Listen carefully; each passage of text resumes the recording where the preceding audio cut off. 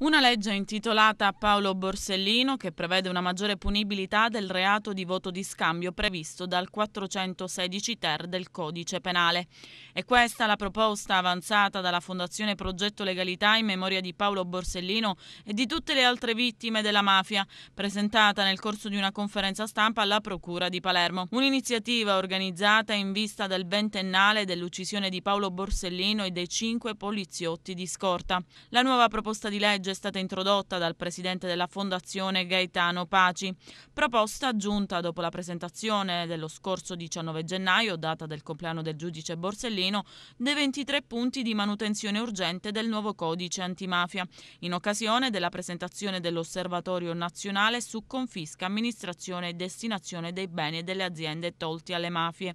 Di fatto, l'idea di potenziare la punibilità del reato di voto di scambio nasce proprio da un'idea di Paolo Borsellino. Obiettivo dell'iniziativa è quella di sollecitare la modifica dell'articolo 416 ter del Codice Penale, che prevede l'ipotesi del voto di scambio politico-elettorale. Con il nuovo 416 ter, dunque, verrebbe sanzionato l'accordo consapevole fra il politico e il mafioso, attraverso la promessa di qualsiasi genere. Ecco perché la Fondazione Progetto Legalità propone di allargare l'applicazione dell'articolo 416 ter non solo alla dazione di denaro, ma anche a qualsiasi altra utilità per sé o per gli altri. Ma un'occasione per fare uno stato dell'arte della situazione, verificare che cosa ancora oggi manca per un'azione antimafia a livello repressivo giudiziario seria ed efficace e fare delle proposte concrete alle istituzioni ma anche all'opinione. È una legge assolutamente inefficace, è una legge che non è in grado di fronteggiare adeguatamente il fenomeno, è una legge che ha finito paradossalmente per favorire la diffusione del fenomeno.